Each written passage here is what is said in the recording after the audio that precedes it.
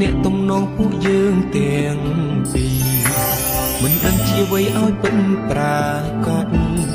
ជួយប្រាប់ផងបានឬអត់ឲ្យអស់ចិត្តយើងមានអារម្មណ៍ល្អជាមួយគ្នាពេលនៅចិត្ត